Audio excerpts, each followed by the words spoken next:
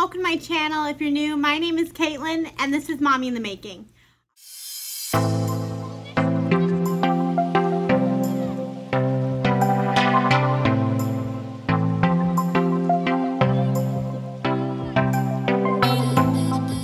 Alright you guys, so you guys were super responsive to my how to have a cleanish home tips and habits video, so I wanted to give you another one because you love the other one so much. And this one is all about mom life, whether you're a stay-at-home mom, work-at-home mom. Obviously most of my experience is being a stay-at-home mom, but there's tips and tricks in here for everybody. Some of them are super straightforward and simple and you can implement them right away.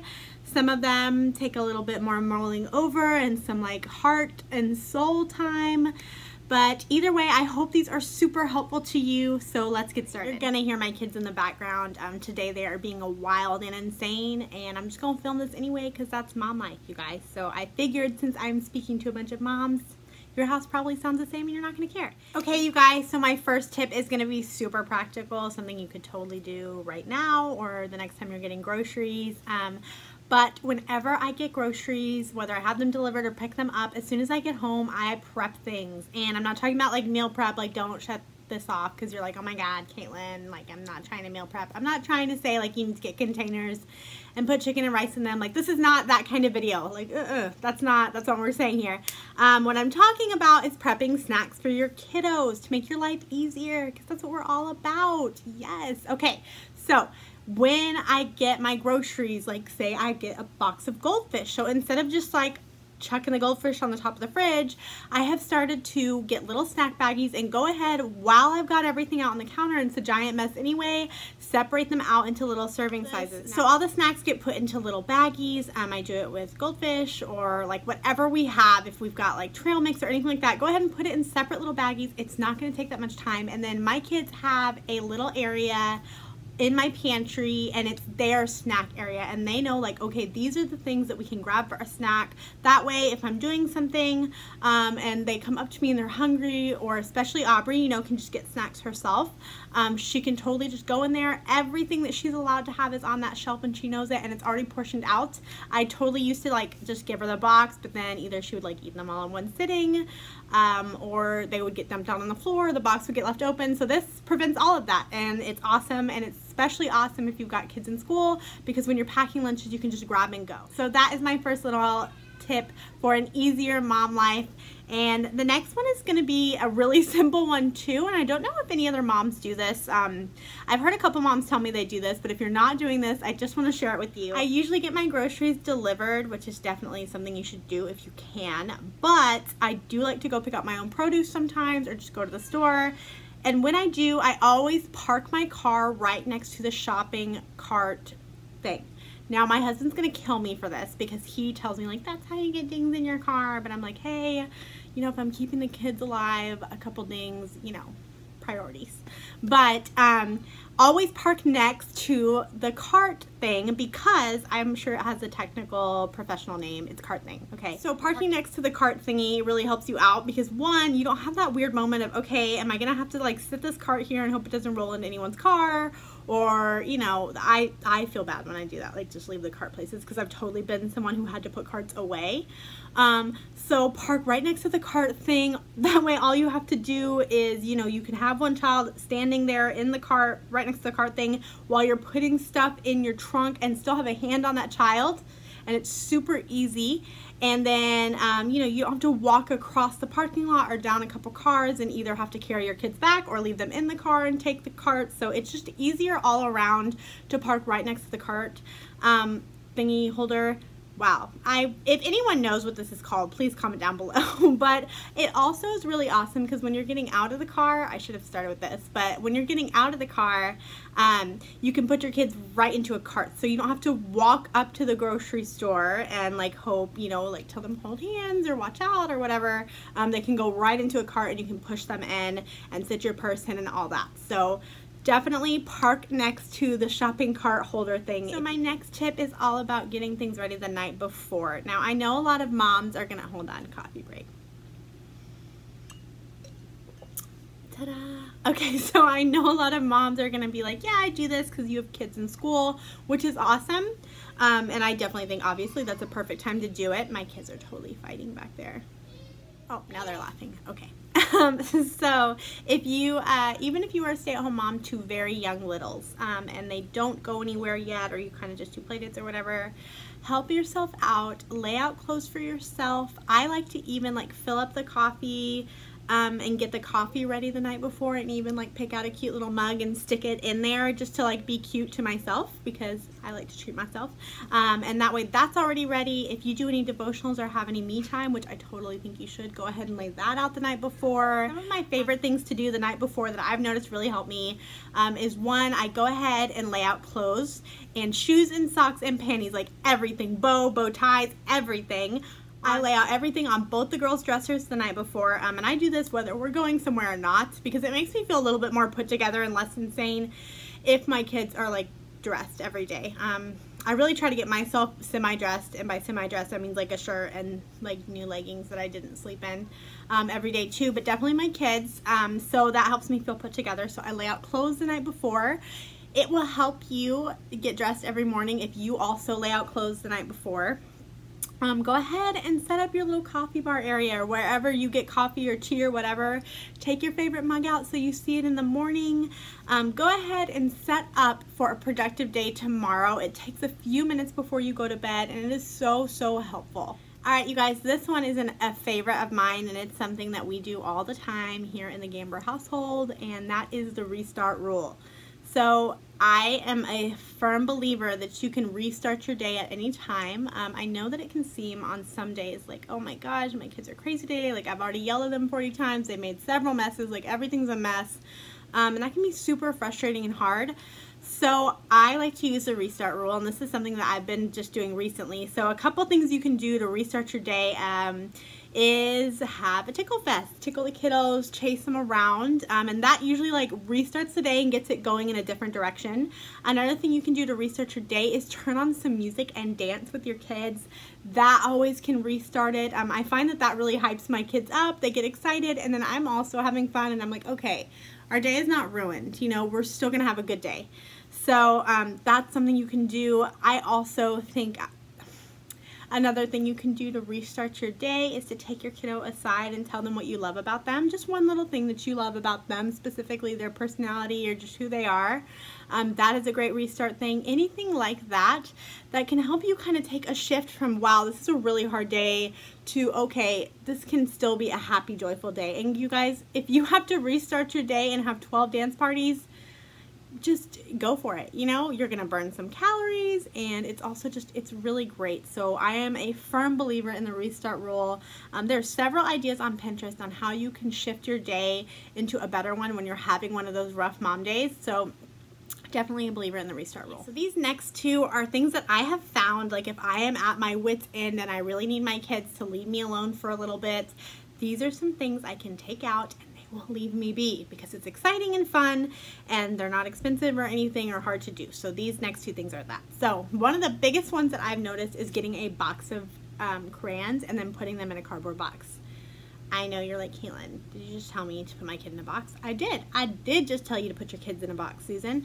I didn't tell you to put tape over it and ship them away, but I am telling you to get a big cardboard box. You can get them for free at a lot of places, but you can pick them up at Home Depot, the really big ones.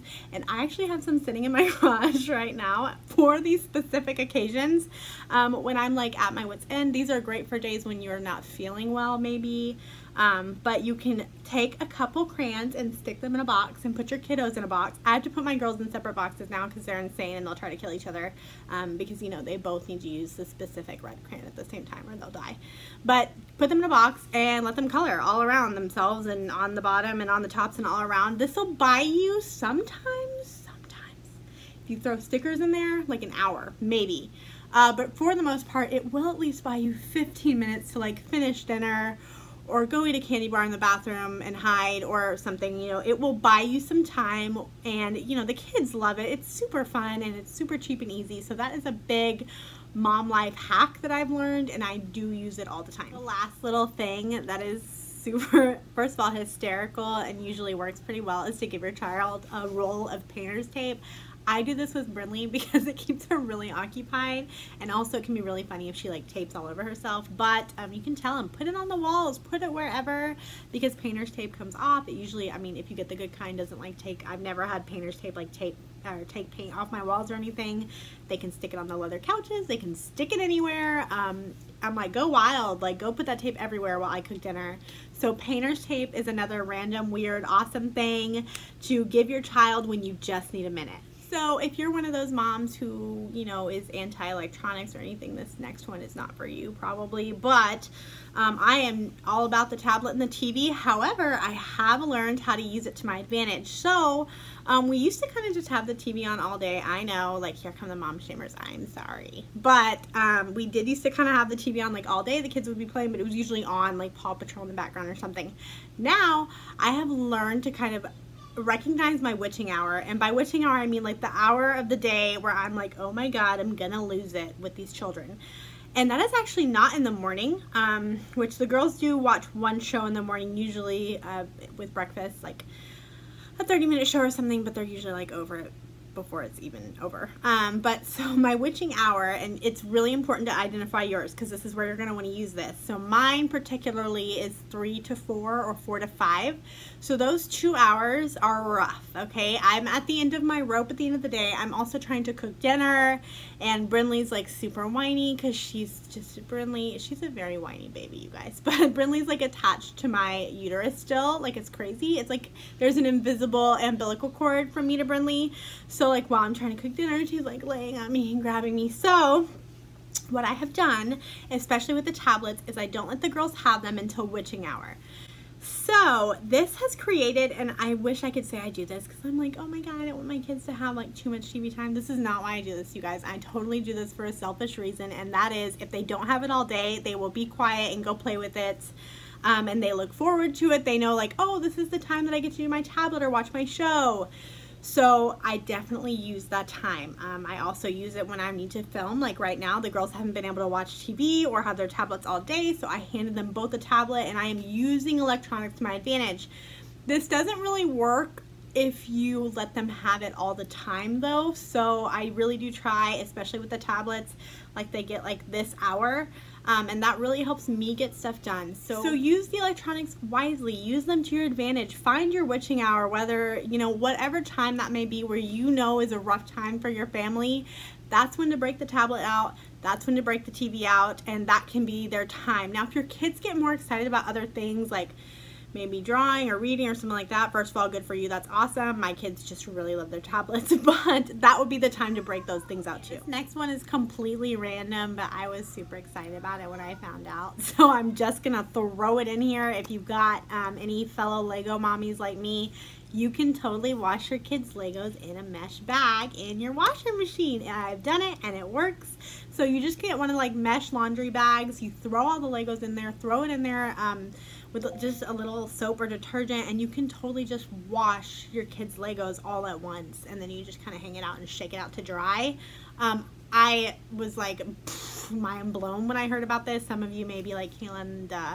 But I was mind blown, and I was really, really excited. So that is something that I really, so that is just a little random mom hack that I'm just going to sneak in here because I thought it was really, really cool. Another little mom tip that I have noticed worked is to play the the vacuum's going to eat your toys game as a last resort to get them to pick up the toys. I do this with Aubrey with the Legos.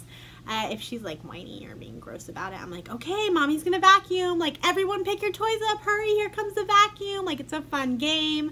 They start kind of running around and cleaning stuff up and grabbing little things without realizing that I'm totally manipulating them into picking their toys up. I still definitely think it's important to have your kids clean up their toys after they're done with a certain area, and all of those things are in my Cleanish Home tips, which I will link down below that video because I think it's super helpful, and those are tips that I definitely want you to be able to follow in your life because they've definitely helped me. But using the vacuum cleaner as a game to help the kids pick up, it's usually a lot less stressful if you're having a hard day with your kids and you really don't want to do the, oh my god, let's pick up fight. This one tends to work better, and bonus, your floors get clean. So you know, that's pretty cool. So this last tip has to do with your diaper bag or purse or whatever you carry around when you go out somewhere. This has really helped me a lot, and oh my gosh, this bang is on my last nerve. So these are some tips that have really helped me, and these are some things that I carry on the regular to kind of help myself out when we're at the store. So in my little bag, and I have a tiny little bag, by the way, right now. Okay, so some things to carry around with you. Lollipops. A couple friends told me to do this, and I didn't do it for a long time just because I kept forgetting. But oh my gosh, is it amazing? So suckers are great, obviously, for bribing, but I also think it's really cool to implement like a no biting rule with the sucking on the lollipop. So if you get your kids a lollipop like at the store, have a rule that they can't bite it. One, I don't know what it is, like it really irritates me when kids bite lollipops or anyone. Like, okay, have you ever seen someone like eat string cheese and not like pull the string off but like just bite it? That is how I feel about like lollipops, that when people don't suck on them and they just bite them. It really upsets me deep in my soul. So that's one reason I have that rule. Another reason though is that the lollipop will last longer. So that's longer that your kid has something in their mouth. They're not screaming or asking for something. I really like to do mine right before checkout line because they have all that candy and stuff there. So if I go ahead and hand my kid the lollipop at the time where I really need them to be like calm and not ask me for 12 million things, I hand them the lollipop, they're happy, I'm happy, done. So definitely keep some lollipops in your, or suckers or whatever you want to call them, in your bag. The next thing is I always have a snack in my bag. I mean, on the daily. If we use the snack when we get home, I go ahead and make sure that I put a new one in there. Obviously, always make sure it's something that's non-perishable. Like, don't put like cheese sticks in your bag because that'll be gross. But I always make sure I have snacks in my bag, and I have 2 of each snack because God forbid one of my child gets one and the other one doesn't. Like, that would be World War 5000. Okay. So basically, anything like Cheez-Its, you can put fruit snacks in there. Just make sure that you have some food in your bag for those uh-oh moments where you're like, oh my gosh, I really don't want to have to stop at McDonald's and they're crying that they're hungry. So you always have something to kind of throw at them in the back seat to keep them from, you know, being crazy and to keep you from losing your mind. So another thing that I like to keep in there is a couple other little things that I like to keep in my bag are the little toy figurines. Now, I've told you guys before, I'm a minimalist and I try to have a bunch of those little things in my house. However, in my bag, I do keep like the little My Little Ponies, like the little ones. I have like 2 or 3 or 4 at the very bottom. They don't bother me. They sit down at the bottom.